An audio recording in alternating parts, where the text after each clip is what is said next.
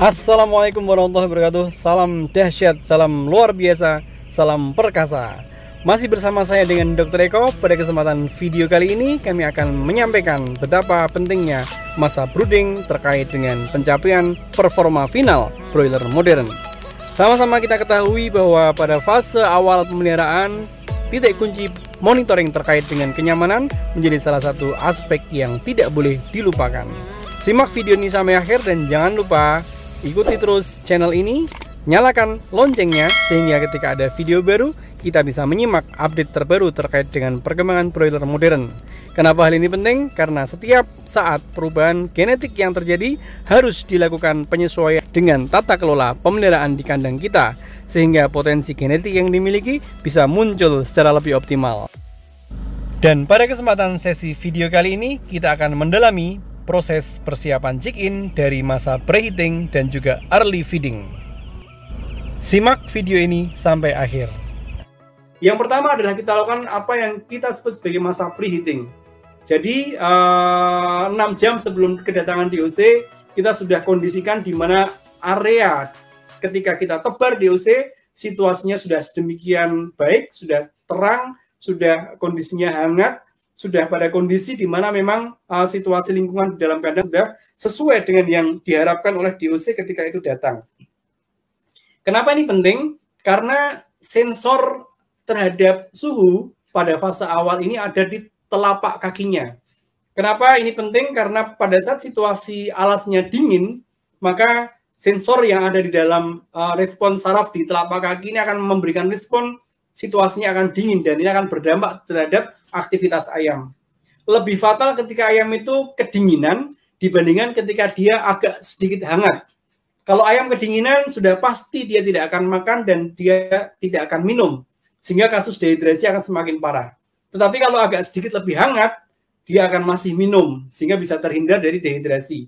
Nah, terkait dengan preheating ini adalah bagaimana kita mengkondisikan agar situasi alas di mana telapak kaki kandang ayam tersebut bisa ada pada alas kandang yang hangat, sehingga akan menggertak untuk dia bergerak, aktif, makan, dan minum. Ini adalah aspek tata laksana manajemen teknis yang kita sesuaikan karena pentingnya masa brooding agar total konsumsi pakan bisa tercapai dengan lebih optimal. Nah, suhu kloaka ini akhirnya menjadi salah satu acuan kita.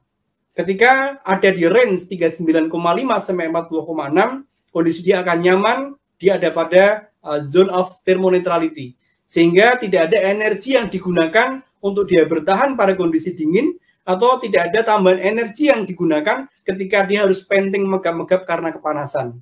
Sehingga upaya kita untuk mengecek suhu kloaka ini pada akhirnya menjadi wasit terakhir, apakah settingan brooding kita optimal apa tidak, terutama dalam hal ketercapaian suhu dan juga kelembapan, serta bagaimana kita mengkonfirmasi dengan keterisian tembolok.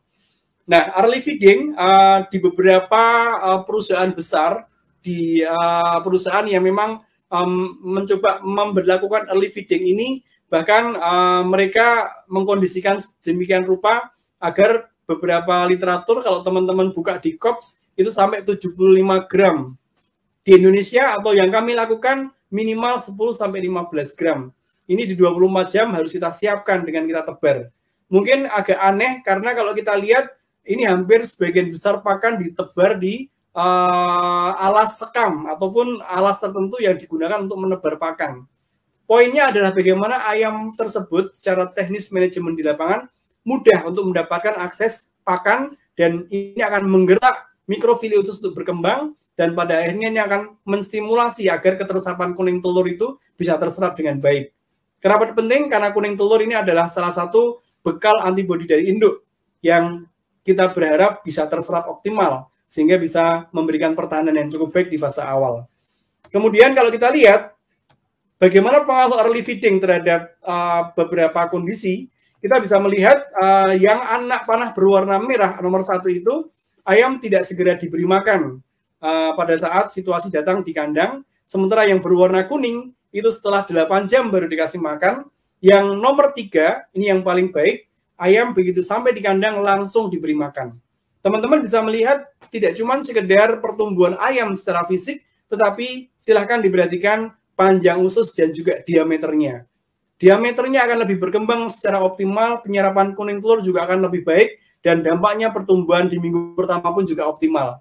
Kenapa ini penting? Karena berat panen bukan dipengaruhi oleh berat DOC, namun dipengaruhi oleh berat 7 hari. Dan berat 7 hari itu amat sangat tergantung seberapa baik feed index itu bisa masuk dan bisa menstimulasi penyerapan dengan lebih optimal. Ini adalah penelitian yang juga dipublikasikan di 2003. Mallorca sudah mencoba melihat komponen mikrofili di dalam sepanjang usus di pencernaan, saluran pencernaan. Kalau kita lihat yang sebelah kiri dibandingkan dengan sebelah kanan, yang ideal ada yang sebelah kiri. Jadi mikrofilinya tumbuh dengan optimal. Kalau dalam bahasa mikroanatomi ada kripta, ada fili. Kripta itu yang ke dalam, fili yang ke atas. Nah, kalau kita lihat yang sebelah kiri itu kondisi pertumbuhan filinya sangat optimal. Dan ini amat sangat memperluas area penyerapan nutrisi. Sebagaimana kalau kita tinggal di hotel gitu dengan handuk yang masih baru, maka begitu kita usapkan handuk tubuh kita langsung kering. Karena bulu-bulu handuknya masih tebal dan dia panjang dan juga mempunyai diameter yang besar. Demikian juga ya di usus pencernaan ayam itu juga demikian. Kalau filinya itu lebar, dia besar, diameternya, kriptanya juga dalam, maka luas area penyerapannya juga akan semakin luas dibandingkan dengan yang sebelah kanan. Yang sebelah kanan ini baru diberikan di 24 jam kemudian. Dan ternyata pertumbuhannya tidak maksimal. Artinya apa? Pada fase di mana 2 minggu, 3 minggu, 4 minggu, ketika kondisi tertentu dengan pakan yang sama, ayam A dia pertambahan beratnya bisa sampai 100 gram, ayam B hanya 60 gram.